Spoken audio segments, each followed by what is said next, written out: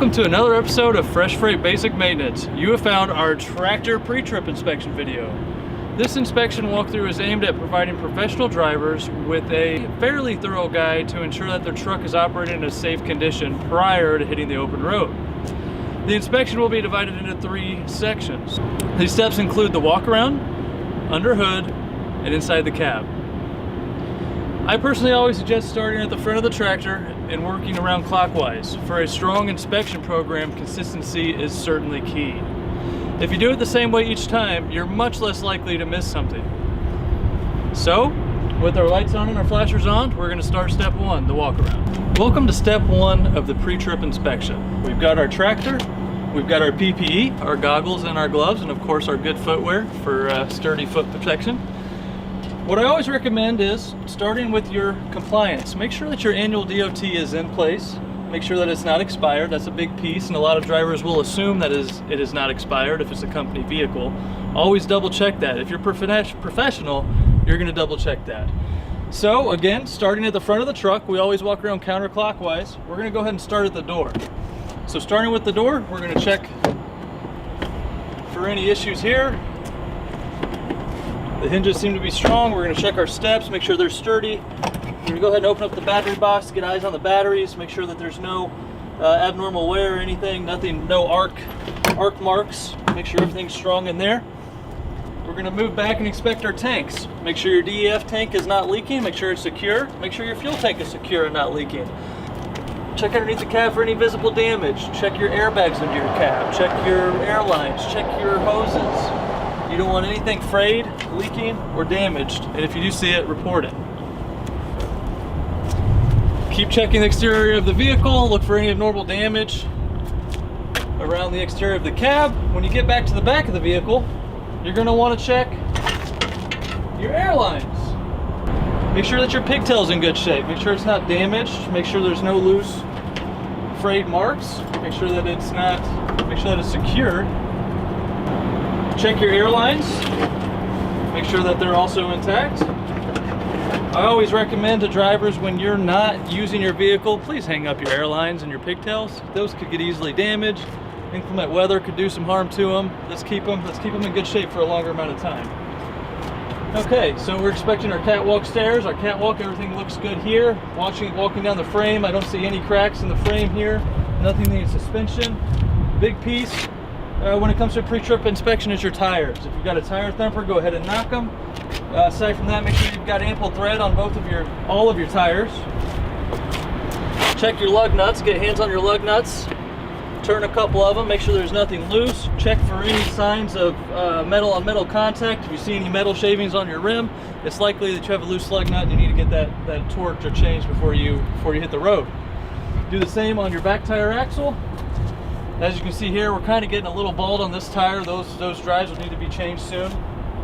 When you get to the back of your vehicle, check your lights. That's a big piece. Check your lights, make sure your flashers are working, make sure your brake lights are working. As you can see, this Pete, it's a 2020 Pete. It's got the exterior light inspection button on it, so we slap that button. It's turned on all our lights. You can even see the reverse lights are working here. Make sure your mud flaps are in good place. Make sure they're both secure. And make sure your DOT reflective tape is on them as well. That's a big piece. Check at your fifth wheel.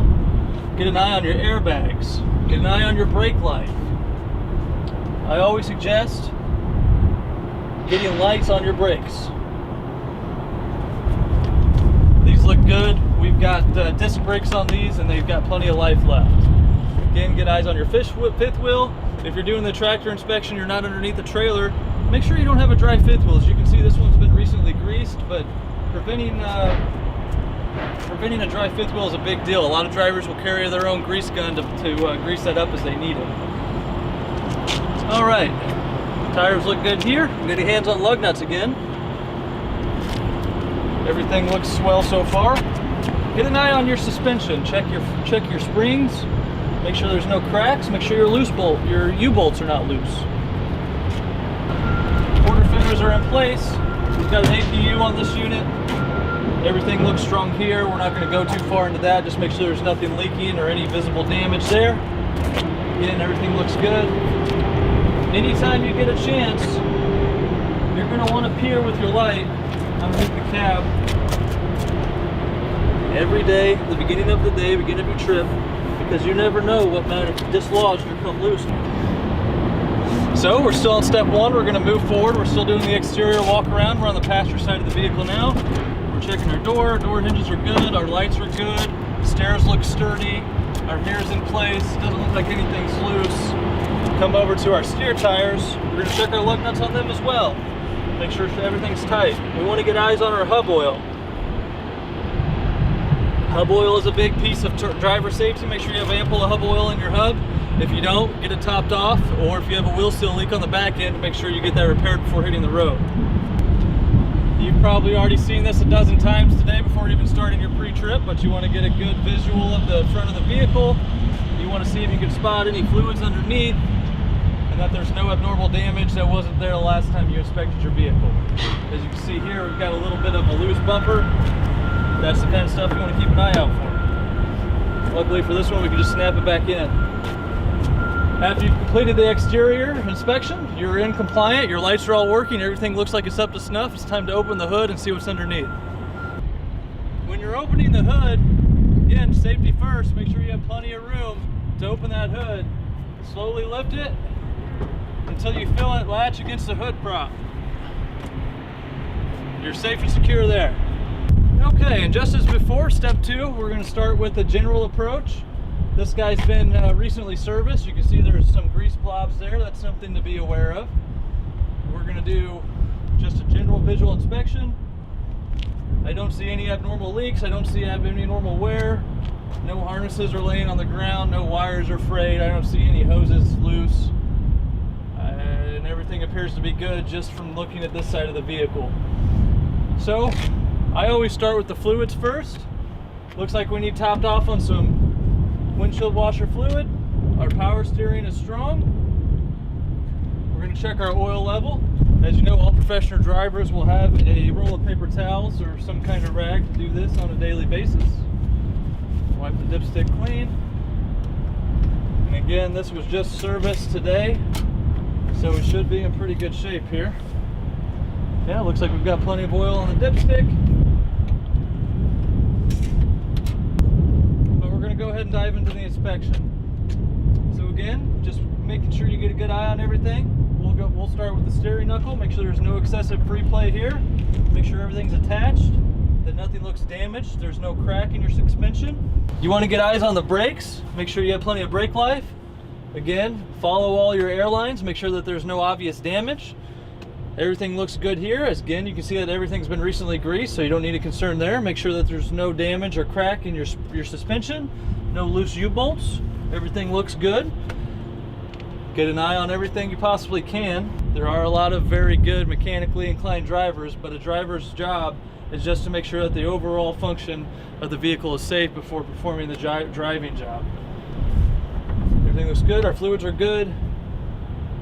The next thing you want to do is get an inspection on your fan. Make sure your fan's not chipped or missing any blades. Everything looks good there. You want to check your brake life, make sure that everything's good. The rotor and the brake pad on this side looks very good. It's still, again, it's a 2020 Pete, so it's not going to be in bad shape. Your overflow tank for your coolant, make sure that it's at the, make sure it's above the minimum line, and make sure it's not above the max line. That's a big piece as well. Check your coolant lines, make sure that nothing's leaking. Inspect your filters, make sure there's no oil around the top of your filters, any leaking anywhere. And again, on this side, you can see, you can get your hands on your belt. These look like brand new belts. Nothing too loose. And they do not look frayed anywhere, so that's a good thing. They're gonna have quite a bit of life left on them. So that's the belt. This is the turbo. There's not really much to inspect other than to make sure nothing's falling apart. Follow your exhaust line, make sure that there's no cracks or potential areas for leaks in your exhaust line. Emissions are a big deal these days, and you want to make sure that it's intact. So everything looks good under the hood. Our fluids are good, our belts are good, our steering system is good, our suspension looks good, our shocks are not leaking, our bump stops are in place, our U-bolts are strong. And it looks like under the hood is ready to rock and roll. Let's go ahead and move to step 3, the in-cab inspection. So we've reached step 3 of our 3-step process for the pre-trip inspection, the in-cab inspection. In the in-cab inspection, always start with a general inspection. Make sure that your floor is free of debris. Don't want anything rolling around or hitting you in the face while you're driving down the road. Make sure that your seatbelt is present. That's a big piece. You want to be safe while you're going down the road. Make sure that it's sturdy and snug. After you've checked the vicinity of the truck and everything looks like it's in good shape, you want to move on to the cluster. Most new trucks will do a cluster check when you turn the key to the on position. You should see all the gauge lights come on, all the lights come on, and all the gauges will flip over once. Make sure that they're all moving and make sure that all your lights are operating. Hear the air governor cycle, you just heard it kick off. Everything looks good. Right now we've currently got 120 pounds of pressure in both our secondary and primary air tanks. Almost a full tank of gas. And our parking brake is on, as you can see with the big red P. If all your gauges appear to be operating properly, it's time to move on to checking the proper operation of the air compressor, the air governor cutoff, and we're also going to check for leaks in the system, as well as ensure the tractor protection valve operates properly, setting the brakes when the air pressure gets too low. So first, we're going to turn the vehicle on and make sure that it steadily builds air to around 120 psi.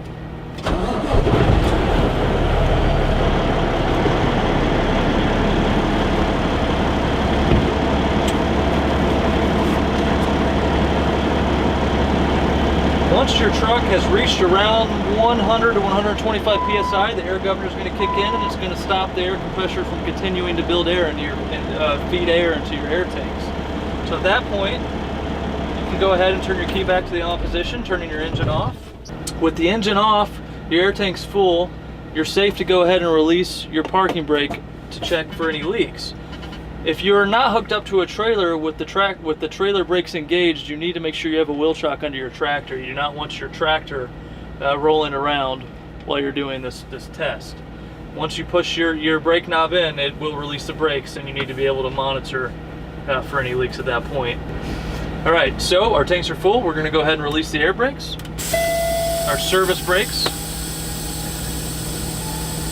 After the initial drop of it feeding the brake diaphragm, it should kind of steady out, balance out. And at that point, just continue to wash your gauge for a little while to see if they continue to drop. If they continue to drop at a significant rate, you've got a leak somewhere within your brake system and you need to get that inspected and repaired. Okay, so we're watching the gauges. Everything looks good here. We're not losing any excessive amount of air here. They're holding pretty steadily. I haven't seen a drop at all. So what we're going to do next is the brake fan down. We're going to make sure, one, that our safety buzzer comes on along with the light when our pressure gets to 60. And we're also going to make sure that our tractor protection valve works properly, and when it gets to 30 psi that it sets the brakes for us. These safety measures are in place. One, the buzzer to alert the driver of low air pressure so he can get pulled over. And two, it sets the brakes automatically to prevent the tractor from barreling out of control down the road. Okay, so let's go ahead and do the brake fan down. Sometimes this can take a little while. Right now we're at 100 psi. Right there, that's our brake air buzzer. We're at 60 psi. The lights have come on, and the buzzer has also come on. We're gonna go ahead and fan down to 30. In which case, you'll watch this knob release, signifying that our brakes have released, or have set rather, due to low air pressure. There it is. As you have it. So our safety functions do work, our low brake alarm does work, and our safety protection valve is also in place, setting the brakes if we get below a certain air threshold in our tanks. So, with that done, you've done your walk around, you've done your under the hood inspection, and you've also done your in the cab inspection. As a tractor pre-trip, you've done a pretty solid job. Make sure you watch our trailer pre-trip video to get a thorough inspection on your trailer as well. Thanks for tuning in.